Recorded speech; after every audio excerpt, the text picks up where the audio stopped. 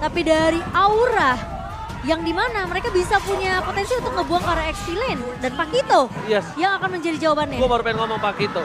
Karena jawaban yang sangat enak untuk berada di lini jauh.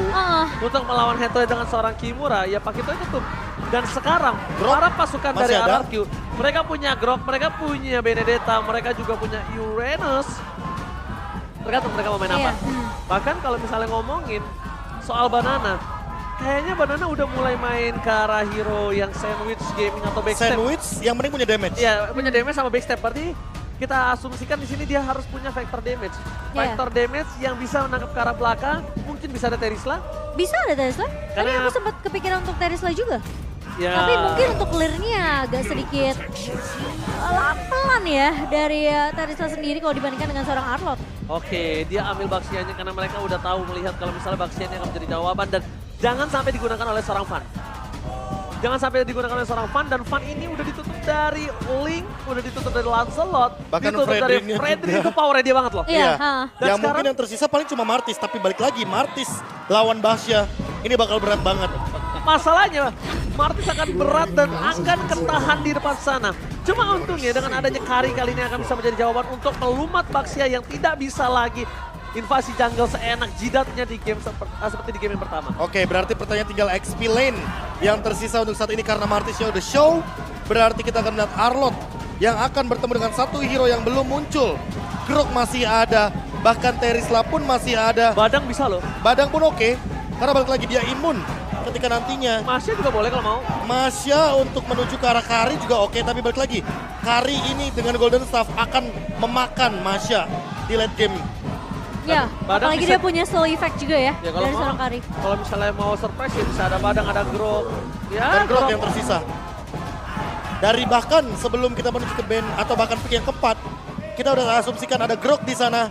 Grok untuk Banana yang nantinya secepat mungkin dia akan mengincar ke arah belakang juga. Sin menurutku lebih terancam di game kali ini ketimbang di game yang sebelumnya. Karena di game yang sebelumnya kita anggap ya, ini sebenarnya Sin punya posisi, tapi Banana kelihatan dari segi pakitonya. Tapi kalau Grok, kita tahu sendiri, Wild Charge dengan Flicker itu unpredictable move. Jadi, apakah kita akan melihat burst damage yang dimainkan oleh XP laner RRQ ini akan menjawab bagaimana high ground defense dari Aura Fire? Alright, ini match point Momo Chan dan juga Profesor KB yang terhormat. Dan tentunya dengan line up seperti ini akan menjadi cukup berbahaya kalau misalnya para pasukan RRQ mereka terlena dengan permainan dari seorang Kari Kabuki. Ya, dan apakah permainan yang agresif dengan tempo cepat lagi akan kita lihat untuk di game kita yang kedua dari RRQ? Alright, match point. Apakah Aura akan ditumpahkan untuk pertama kalinya dengan 2-0 atau Aura menolak dan akan membawa ke game yang ketiga. Empel Arena, mana tepuk tangannya? Dan kita akan melihat tentunya match point di tangan sang Raja Aura. Tentunya punya tugas yang harus diselesaikan dan Sin akan bermain sama seperti hari kemarin dengan Farsianya. Tapi kalau dari Emblem, kita ngelihat lagi-lagi ya, ini Weapon Master di tangan Sin. Untuk Weapon ada sneak Master. attack-nya tadi. Iya, dan dia juga bawa Trill di sini dengan Iya. tujuan agar nantinya magic power yang dia miliki bakal jauh lebih power. Dan untuk saat ini kalau kita melihat dari Tenacity rata-rata lihat juga bagaimana para gold laner yang lebih mengutamakan sustainability Iya. untuk individual ketimbang dia nantinya akan bergantung kepada roamernya. Tapi ternyata ada satu buah Iron Hook yang manis dari seorang Hai. Memang belum ada beladihan tapi menjadi tarikan ancaman tuh Be tadi. Wah, itu tarikan peringatan namanya ya. Iya betul. Jangan juga. macam-macam di Jangan, rumput yang penting, apalagi rumput mid lane. Iya. Jadi mana harganya sangat mahal bagi kedua roamer kita. Bahkan sekarang Hai pun bisa menempati rumput manapun. Sementara kalau dari emblem yang tadi kita lihat, Cleo bakal coba ditahan terlebih dahulu di early, bakal dipanis habis-habisan, dipuk begitu saja. Gak mau ngasih kesempatan sekarang dari Aura Fire. Dan untungnya tidak ada retribution tadi dari Fun. Kalau tadi ada retribution kayaknya bakal bahaya banget dan untuk sekarang malah Fun yang bakal dikejar. Untungnya ada Iron Hook. Iron Hook yang masih bisa ditahan ternyata. Tapi Naomi di sini bakal bisa untuk memberikan backup ke arah seorang Persik. Lee yang sempat di backup juga. Tadi pemain-pemain RQ mereka udah mulai sadar. Pemain-pemain dari Aura Fire ini udah mulai bisa keep up dengan tempo permainan yang dibawakan di game kedua nih. Oke, kata kuncinya di tempo, berarti di sini Iya. Hai menemukan sedikit jawaban agar Naomi ini kayaknya udah boleh lagi sih reset dari segi rotasinya. Dari tadi mereka rotasinya sama di mid lane, bottom lane tiba-tiba ketahuan juga, dan sekarang di arah turtle. Untungnya ada imun di sana. Iya, satu buah War of Nature yang membuat Banana tentunya tidak bisa tertarik dengan satu buah Iron Hook. Namun Fan tentunya akan mendapatkan turtle pertama untuk Aura. Alright, first spot bahkan di bottom lane. Diamankan oleh Naomi dan juga Scalar dengan cukup pasti.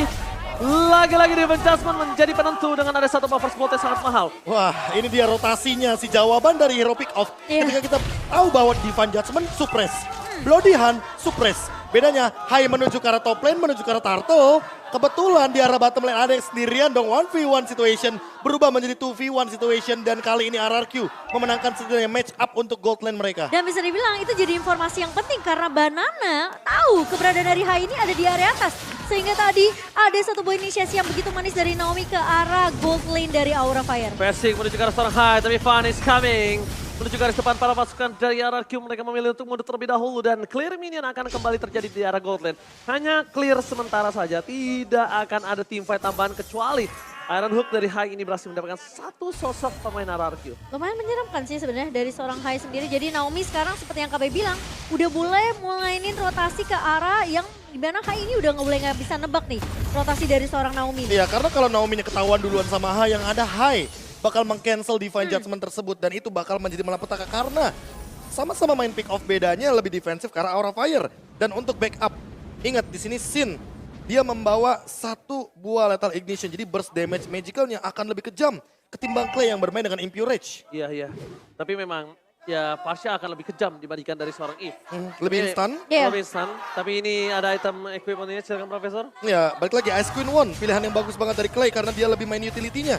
Dan kalau dari Naomi tentu dia juga lebih concern nantinya terhadap physical attack yang mungkin akan dia jadikan terlebih dahulu, entah immortality atau bahkan dia akan langsung menuju ke arah satu buah anti-curse. Tapi kalau misalkan kita melihat dari Hai, dia lebih butuh untuk mendinai magic damage yang terlebih dahulu. Clay di sini benar-benar powerful banget untuk mengendalikan bagaimana movement dari Hai itu sendiri. Tapi tadi informasi yang mahal banget sih. Iya. Ketika ada seorang Sin yang berhasil mendapatkan satu segmen air, tandanya ada di depan sana. David Judgment di satu poin. Dapetin satu point kill di depan sana bersama dengan seorang Sin. Tapi Scalar masih coba untuk bertahan melawan seorang Kabuki. Ada retribution akan coba terjadi. Dan ternyata retribution ditahan Persik. Berhasil mengamankan retribution dengan luar biasa kali ini, membalaskan keadaan dari Aura Fire yang mungkin dari tadi memang tidak menang dari Pogging Kill, tapi dia memenangkan rotasi untuk menahan Persik tidak sebarbar di game pertama. Ya, dan thanks to Naomi karena dia memenangkan ini, dia reset dari segi rotasinya. Kalau rotasinya barengan terus, Hai bakal lebih diunggulkan dan diuntungkan. Untungnya tadi Clay backupnya cepat banget dan Naomi itu nggak sempat bahkan untuk mengeluarkan flickernya. Jadi buat sekarang ketika Naomi punya Divine Judgment lagi yang terancam, bukan hanya Hai, tapi Kabuki di arah bottom lane. Benar, Kabuki ini sangat terancam sekali dan bahkan kalau bisa kita menyaksikan para pasukan dari Aura Fire, Kimura coba memaksimalkan dengan laning jauhnya. Lihat, Kimura di atas sana, dia mau tidak mau memenangkan satu laning di antara dua laning yang sudah ditekan RRQ. Banana pun nggak mau kalah kayaknya. Banana nggak Iya. mau kalah, tapi Banana itu bakal lebih cepat untuk melakukan backup atau instant pick off terhadap para pasukan dari Aura Fire. Dan menurut aku pribadi, power dari team fight Banana lebih diunggulkan dibandingkan dari seorang Kimura. Oke, 5-man rotation. Ini unik banget untuk pergerakan saat ini ke arah bottom lane. Lihat bagaimana ketahuannya Persik dan bahkan ada Hai di depan sana. 5 lawan 5 terjadi. Oke, bakal coba ditarik dengan Divine Judgment. Blessing Wet from Scalar. Gak berhasil mendapatkan seorang Kabuki. One last hit. Berhasil didapatkan. Persik hilang. 2 decimate berhasil menacap para pasukan dari RRQ.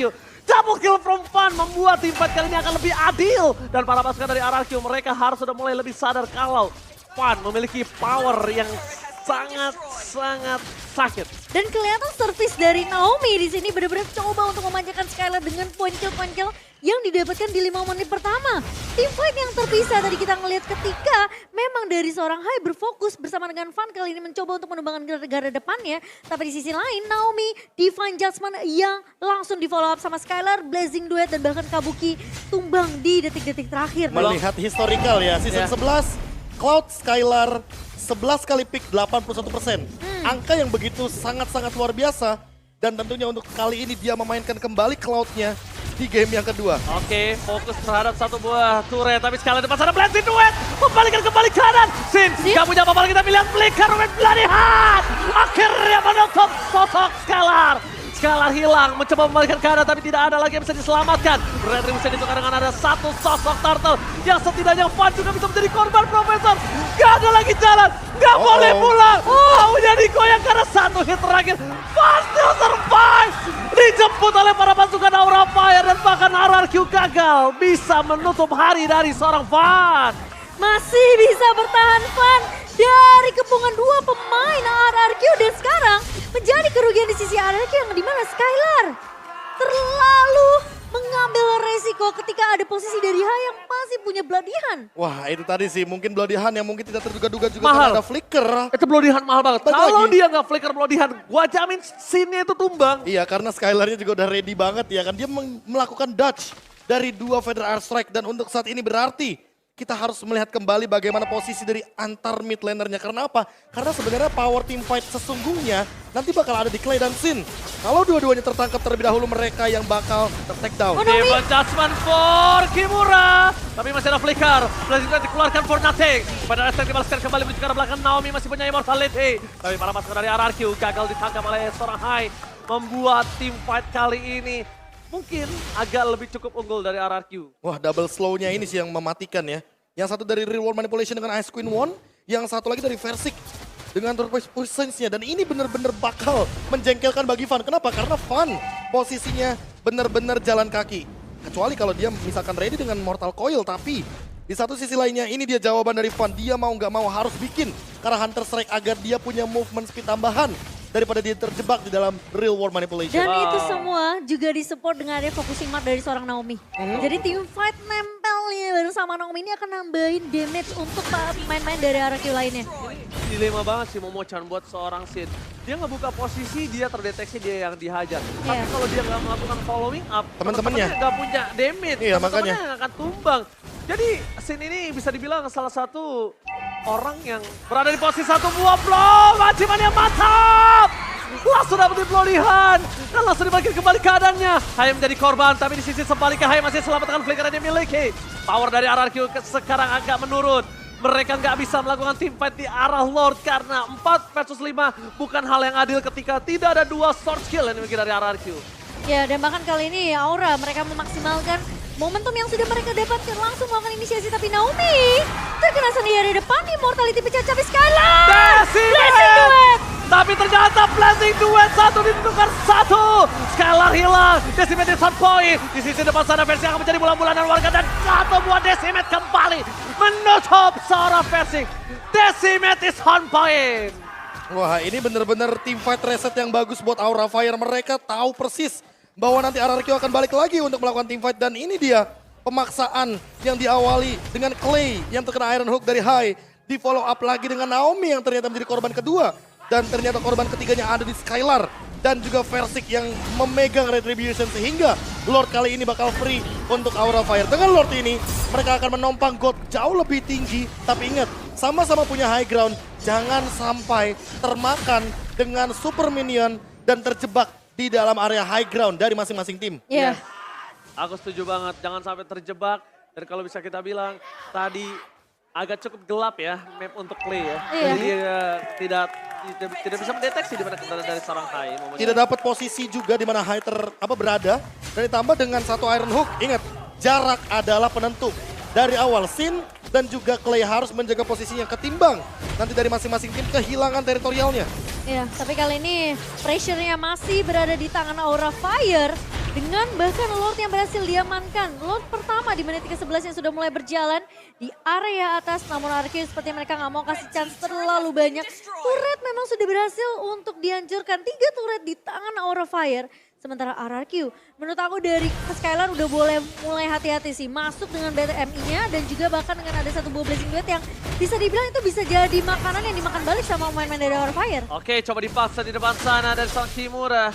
Belum terdeteksi tapi Fan is coming. Fan telah datang di depan sana. Para pasukan dari Aura Fire akan mendorong di dua lane secara bersamaan. Mundur ke arah belakang. Venus yang dikeluarkan tapi nampaknya gagal untuk mencoba menginvasi Scalar. Tertangkap pada Versi. Langsung aja dilumatan Real World Manipulation. Di depan sana mencoba melakukan Versi dan masih punya fatal. Banana berhasil menggagalkan tim pada Aura Fire. Tapi double kill Decimate yang is on point. Masih memberikan sedikit warna dan bahkan Aura Fire masih berada di posisi yang sangat unggul. Kabuki mencoba untuk menyelamatkan Hai. Tapi nampaknya udah sia-sia. Tidak ada lagi yang bisa dilakukan. Tapi Banana langsung dengan flicker plus wild charge yang membuat team fight ini equal. Kalau gak ada Banana dengan wild charge, sudah dijamin Aura Fire yang berhasil memenangkan team fight ini. Ya, thanks to Banana, thanks to Clay. Karena itu dia tadi respon dari teritorial yang dibuka ketika memang RRQ punya kendali team fight di arah hutan atas. Dan buat sekarang, Sin, lihat solo Sin. pick up, dan bahkan ini akan menjadi decimeter jasa Watchers. For defensive, Sin masih mau lebih. Coba itu saja, Clay is coming, dan gagal. Banana still survive in the top lane. Wow, dari outplay oleh seorang Banana. Playing time yang cukup untuk membuat Clay datang menyelamatkan hidup dari seorang Banana. Flickernya yang mahal. Iya. Flickernya yang mahal, itu yang mahal. pertama. Dan sekarang Sin harus lebih menjaga posisi entah dengan Winter Truncheon atau bahkan Immortality. Karena apa? Karena Naomi dia punya flicker. Dan ini dia, kalau kita bandingkan sedikit bagaimana setup dari segi emblemnya. Iya. Dimana kali ini Clay masih dengan Weapon Master. Dan berbeda dengan Sin, dia lebih mengutamakan bagaimana pola defensifnya dengan Tenacity. Makanya kita melihat tadi Real World Manipulation yang begitu pedih. Dan mau tidak mau Aura Fire harus respect terhadap slow effect dari RRQ itu. Ya, dan Sin juga lebih memaksimalkan dengan cooldown reduction-nya ya di sana. Tapi kali ini Lord sudah mulai dipok kembali nih Ranger Mas. Alright, Lord terdeteksi, berhasil di reset, informasi telah diberikan. Ada Banana di arah top lane. Para pasukan dari RRQ, mereka nampaknya sama-sama terdorong dengan aura yang di arah bottom lane.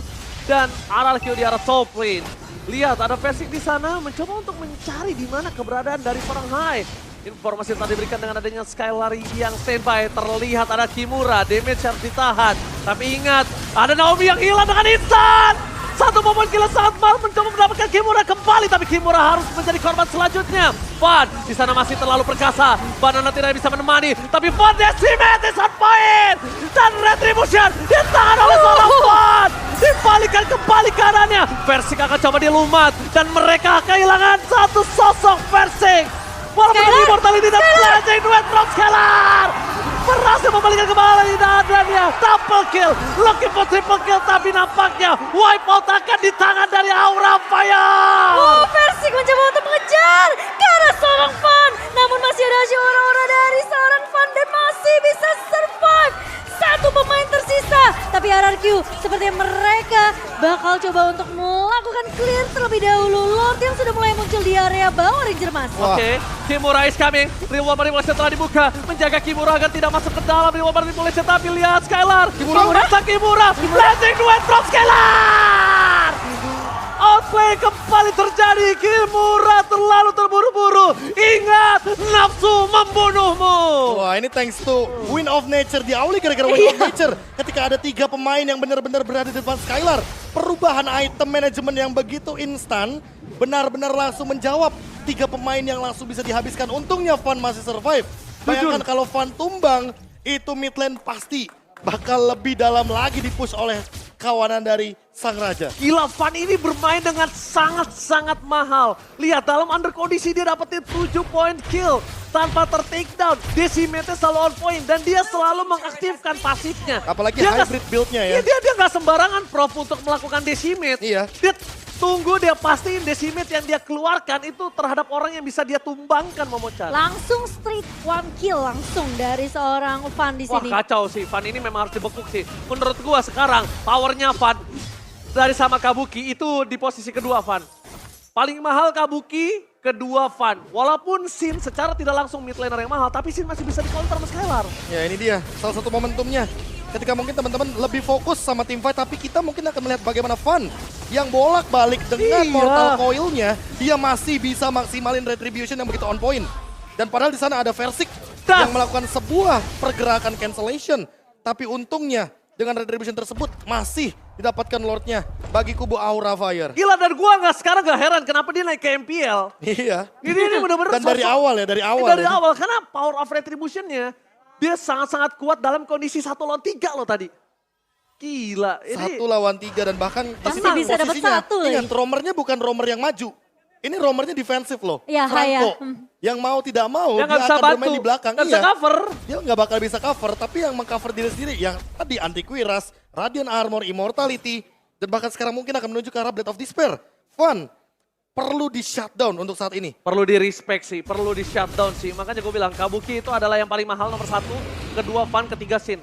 Tiga tier itu yang kalau misalnya dari seorang Naomi nggak bisa dapetin itu, mending berpikir 2 kali, Profesor KB. Ya, dan buat sekarang Banana ini dia outplay dari Banana yang tadi sempat terjadi di top lane perlu diulang kembali agar nanti membawa tren positif, apalagi dengan 1 Lethal Ignition ini bakal instan banget ke arah Sin. Karena mau bagaimanapun dia membawa emblem Assassin. Penetration point-nya udah cukup, tinggal gimana maksimalin damage dari wall charge-nya aja. Oke, tapi kalau ngomongin dari segi Power of Retribution, Versik harus benar-benar mengakui sih. Fun ini sungguh kuat. Jadi kalau misalnya sekarang posisinya mereka masih tetap mau memasakkan Lord, pastikan Naomi bisa menutup Fun. Tapi lihat, Fun udah punya Immortal. Harganya lebih mahal lagi sekarang Profesor KB. Rata-rata kayaknya dari Aura Fire udah pada punya Immortality. Hanya Kabuki saja yang mencoba untuk menjaga posisi dan Sin yang masih belum kelihatan. Ya, dibandingkan mungkin dari sisi RRQ hanya Versik dan juga Naomi kali ini. Ingat, ini Lord yang akan mahal tapi Naomi, Diva Jasmine. Akan coba dimakan begitu saja, Hai. Menggunakan flickernya, Fun akan menjadi salah satu sosok yang akan coba dihajar begitu saja. Benar strike, Fun masih coba loncat! Fun datar! Backstepnya terjadi! Decimate di some point, tapi Fun harus hilang begitu saja dengan Decimate. Blending Red from Skylan di cancel! Kimura berhasil membuat Skylan gak punya power. Menuju ke arah belakang, para pasukan dari RRQ. Mereka berhasil memakan Hai, walaupun Fun, Dewi Fortuna masih berada di pundak dia gak tumbang lagi. Tapi masalahnya, Aura Fire mereka bisa aja melawan kontes ke area Lord kali ini. 4 melawan 4 posisinya, tapi keriset. Keriset. Memberikan waktu yang mahal untuk Aura Fire kali ini. Oke, Naomi masuk kali ini Diva Jasmine lagi dan lagi, tapi Skylar mencoba untuk menumbangkan Fun, tapi Kimura ternyata Ranger Mas. Tapi Kimura kali ini mencoba berhasil mendapatkan 1 mobile kill dari Versik.